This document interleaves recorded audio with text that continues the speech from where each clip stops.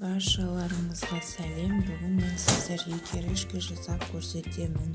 Ол үшін бізге нан, май, дәмдеуіш қажет болады. Ең алдымен нанымызды кубиктап немесе ұзынша етіп турап аламыз. Ол өзіңіздің қалауыңызбен. Және де бұны балалар өте сүйіп жейді.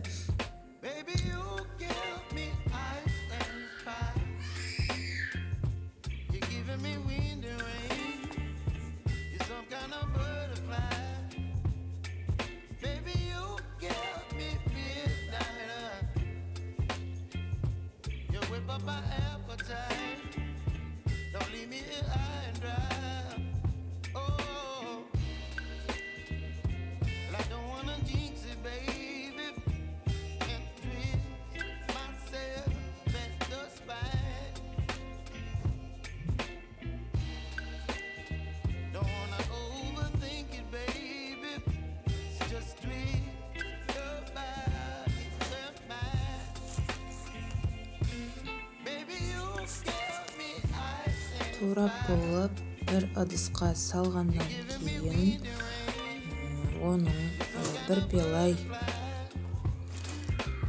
пиала майымызға өзіміз қалағанша дәмдеуіш қосып араластырып нанның бетіне сеуеміз. Оны нанға сіңгенше араластырып аламыз және 180 градуста қызып тұрған пешімізге салып нанымыз қызарғанша тұрғызамыз. Міне осындай қытырлап керешкелер, өте дәмді керешкелер дайын болады. Маған тіркеліп лайк басыңыз.